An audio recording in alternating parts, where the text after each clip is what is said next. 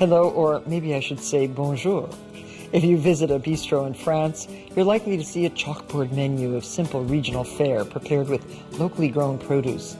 These family-run establishments offer an informal place to go for some of France's most delicious and memorable meals.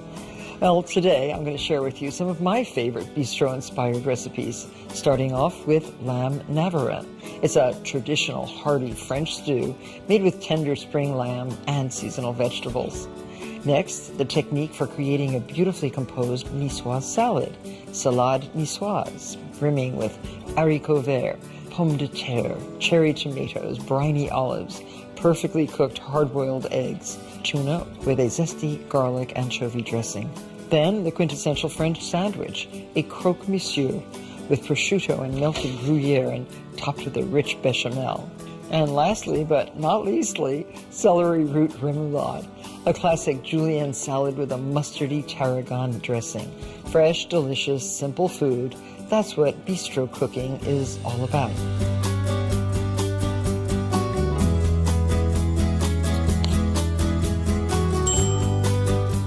Navarin of lamb gets its name from navet, the French word for turnip. The vegetables added to this traditional dish are always the season's freshest.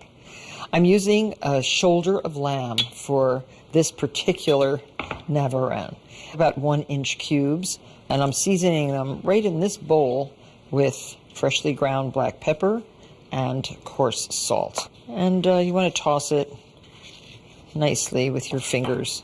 Every piece should have a little bit of seasoning on it.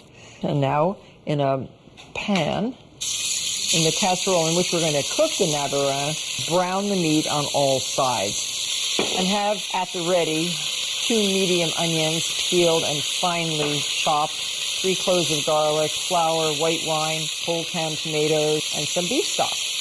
Rarely do you go into a restaurant these days and find a navarin of lamb, so making it at home will certainly be a big treat for your family.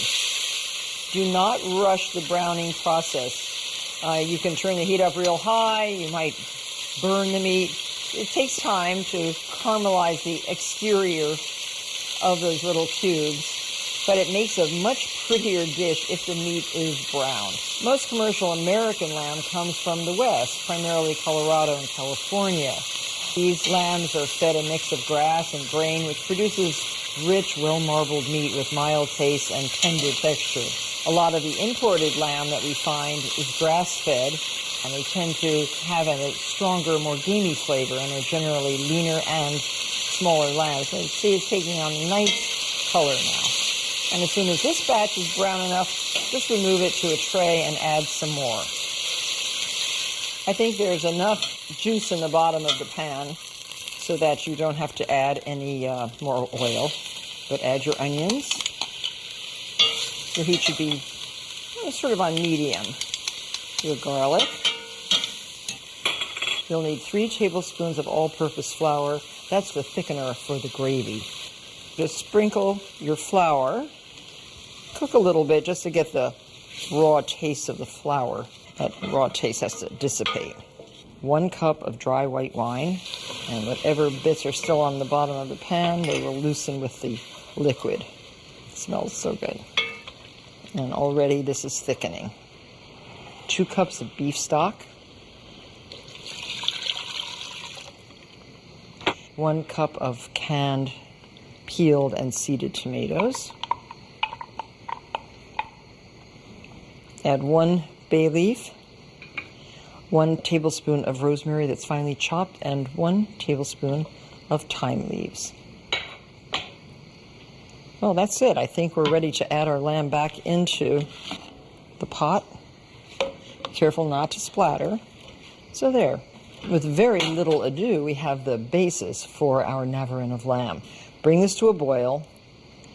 Reduce the heat to a simmer, cover, and cook for approximately 1.5 hours. So the meat's cooked for 1.5 hours. It is tender, extremely flavorful. Remove the meat with a slotted spoon and then strain the gravy. There will be little pieces of tomato and onion and herbs in the meat, but that's okay.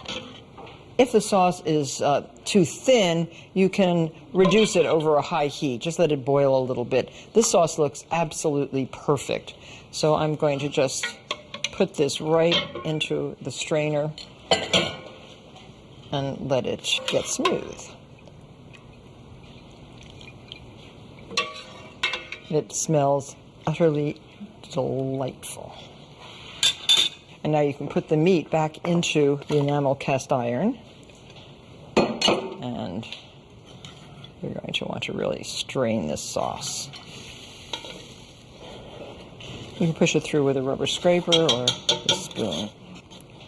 So you can press through as much of the solid as you can in a period of time you have. There, that's really scrape the bottom of the strainer. Always scrape the bottom. That's where so much of the good stuff is. Add the rest of the gravy. It's very, very smooth now. And it's time to add the vegetables. We have turnips. Turn this on to sort of medium-low. Add your beautiful white turnips, which are peeled and quartered. Your 4 ounces of pearl onions, which are peeled so beautifully. And to speed up the peeling of the onions, you can blanch them really quickly for about 30 seconds to a minute in boiling water, and the skins will just sort of slide off. And then the carrots, take off all the skin. Nice white carrots. All of these are harder vegetables, and they are going to take a little bit longer to cook than the peas. That's the last thing. Bring this to a simmer, cover, and cook until the vegetables are just tender. So this is what a navarin of lamb looks like. Make sure the turnips can be easily pierced with a fork. Same with the carrots. Yep. And we've added just about 1.5 cups of fresh peas. That's at the very end, and they cook almost instantaneously. That is a gorgeous navarin. And to serve, you can, of course, use egg noodles, nice bright golden egg noodles, or just the stew by itself. Make sure to get a little bit of everything. That is a hearty dish. Now, wouldn't you like to sit down to that tonight?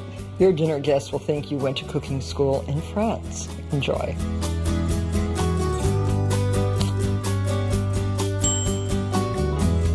A la niçoise is a French phrase that refers to the cuisine surrounding the Mediterranean city of Nice. Salade niçoise is a colorful composed salad that highlights the freshest produce and seafood on the French Riviera. It is one of my favorite salads for summertime entertaining.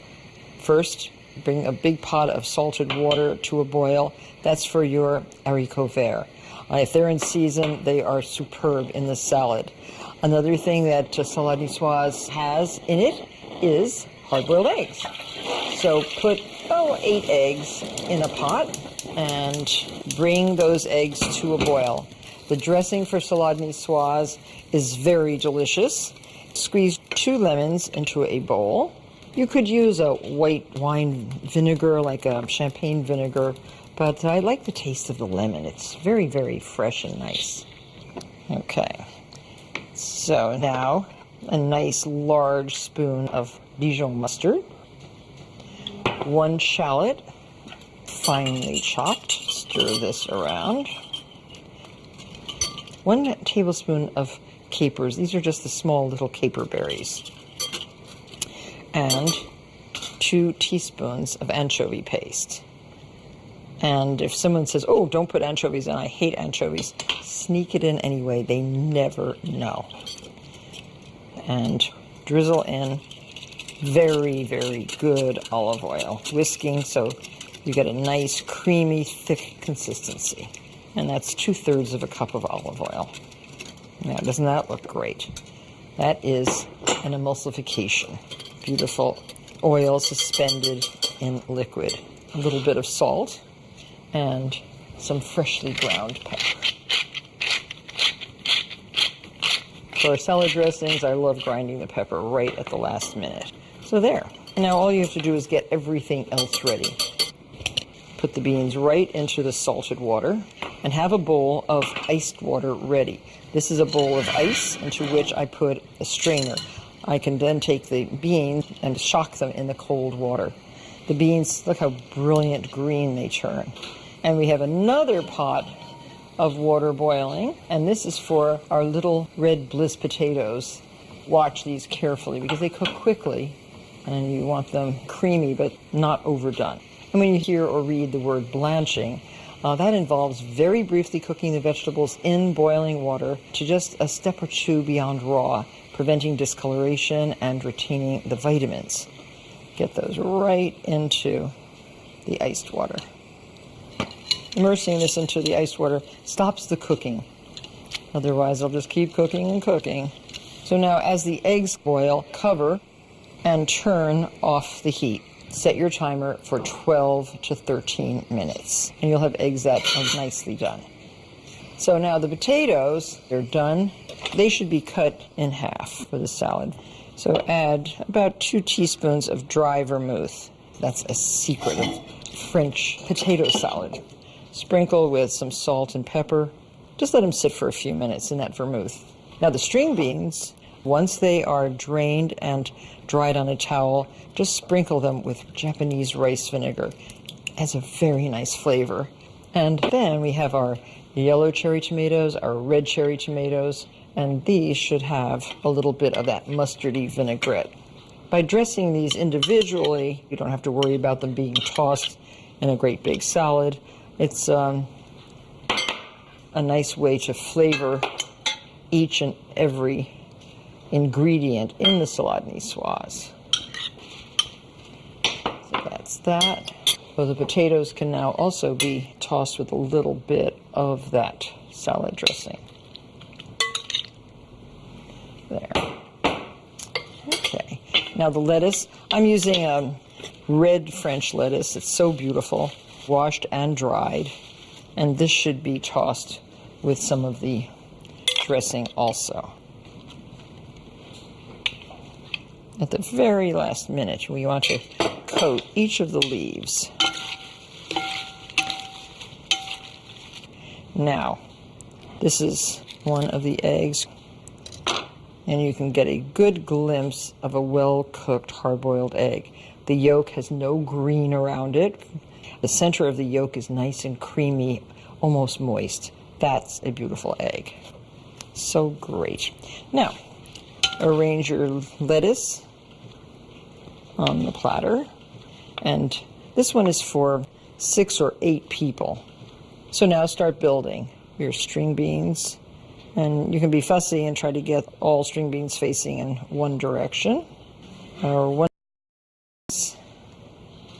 Now this is the canned tuna that is preserved in olive oil. It comes in great big chunks, and it is a very nice chunky tuna that each serving should get. Your yellow tomatoes and red tomatoes. Oh, this is going to brighten things up. And now the olives get sprinkled randomly here and there. And beautiful potatoes mounded right in the center of our salad. And so, a little bit of a French sea salt, of course, and a little bit more ground pepper. When you bite into this salad, it just might transport you to Nice in the south of France. Salade niçoise. Enjoy.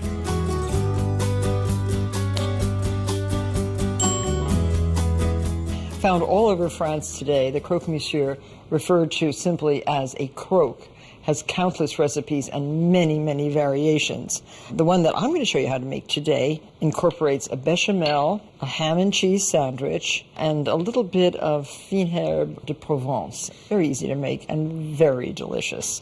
So first melt a tablespoon of butter with 1.5 tablespoons of all-purpose flour. And we're going to make the bechamel first. It'll be ready. Cook the flour in the butter, just to get the raw flour taste away.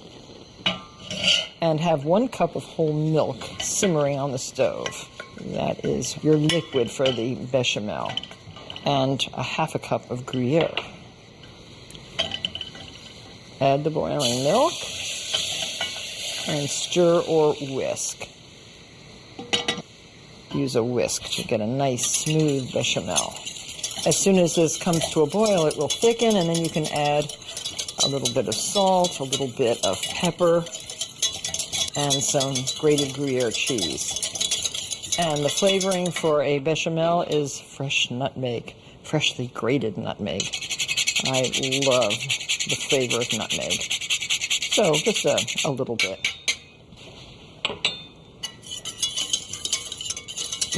Wonderful. Half a cup of grated Gruyere. Use the best quality cheese you can find. For these croque monsieur, if you want a real authenticity, go to a good cheese store and get some really good cheese. So that's your bechamel. Okay, so now to compose the sandwiches themselves. I've very lightly toasted 8 slices of big fat baguette, and I will spread a little bit of mustard on the bread. Not too much, but just a little bit for flavor. And of course, you must use a French mustard. You want an authentic bistro menu, use a nice plain Dijon mustard.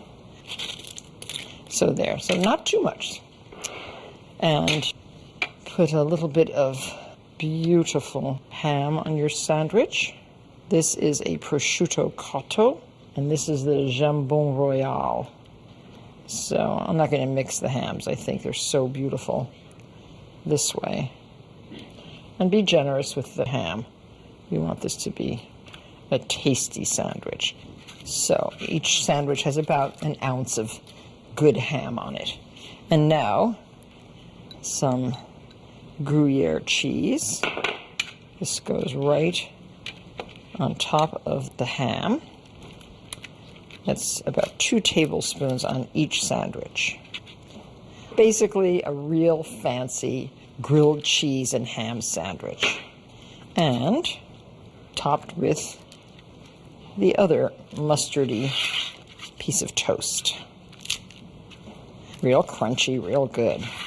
And now top each with some bechamel. About 1/4 cup of bechamel per sandwich. This is great brunch food. If you're going to have a brunch, make a big green salad and a croque monsieur. Just about right. Use your little spatula. Just spread it neatly over the top of the bread. No grilled cheese sandwich you've ever had tastes this good. A little bit more Gruyere cheese on top. And preheat your oven to 400 degrees. These are going to bake in the oven 15 minutes. Now, this is the herbe de Provence, just a little bit right on top. This little mixture, which you can buy anywhere in the south of France, is an assortment of dried herbs said to reflect those most commonly used in southern France. It contains basil, fennel seed, lavender, marjoram, rosemary, sage, summer savory, and thyme. You can use it for seasoning meats, but here we're just using that little tiny bit to be evocative of the south of France. So get this into your 400-degree oven. 15 minutes. Don't those look superb? And they smell really, really good. I want this one. Serve your croque monsieur with some cornichons. Those are the sour French gherkins, and a glass of dry white wine. This is certain to be devoured quickly. Enjoy.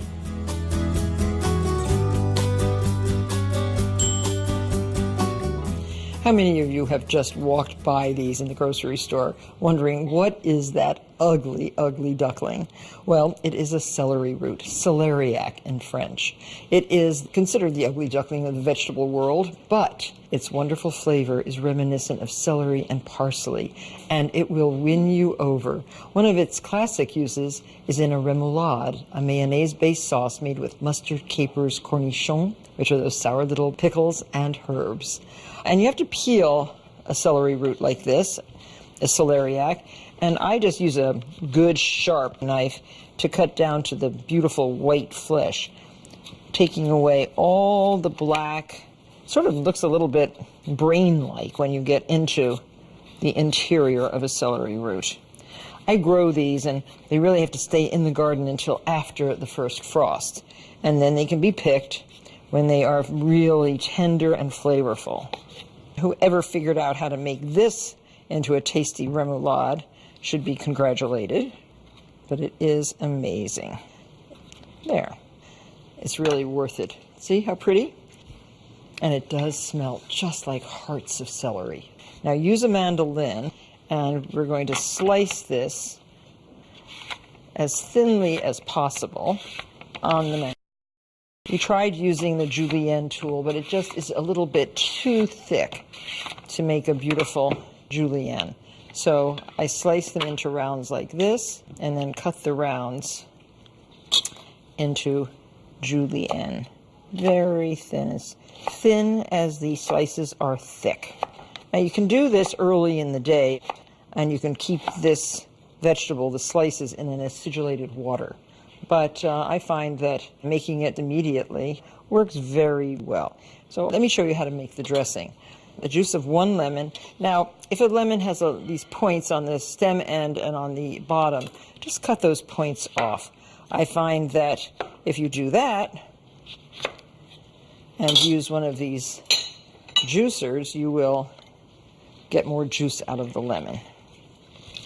Little tricks like that save money, save time. You get all the juice out. You get more pressure on the lemon. There. And to the lemon juice, 1/4 cup of mayonnaise. You can make your own mayonnaise, or you can buy a good quality mayonnaise. 1/4 cup of creme fraiche. That is the French sour cream. You can chop up very finely 12 cornichons. Those are the sour gherkins. Cornichons. 1 teaspoon of chopped fresh tarragon. 1 teaspoon of chopped capers, of salty little caper berries, and a tablespoon of chopped parsley. So that's basically the ingredients for a remoulade. And don't forget a teaspoon of Dijon mustard, some salt, I would say approximately 1/2 teaspoon of salt, and a good pinch of black pepper. You can just stir in your julienne celeriac. Refrigerate. This has to be served really cold. Once you make this delicious salad, you will make it again and again and again. Now, to serve celery root remoulade, make a limestone lettuce or a Bibb lettuce or a Boston lettuce, and serve your celery remoulade right on top. And you have a salad worthy of any bistro anywhere, but especially in France. I think you'll enjoy celery remoulade. Thank you all so much for watching, and I'll see you on the next episode of Cooking School. Blanch 1½ pounds of haricots verts until crisp tender, about 5 minutes. Transfer to an ice bath. Drain and pat dry. Whisk together 4 teaspoons Dijon mustard, 2 teaspoons grainy mustard, and 2 tablespoons white wine vinegar. Whisk in 6 tablespoons olive oil until emulsified. Toss together haricots verts, 1/2 a small red onion chopped, and vinaigrette. Season with salt and pepper and serve.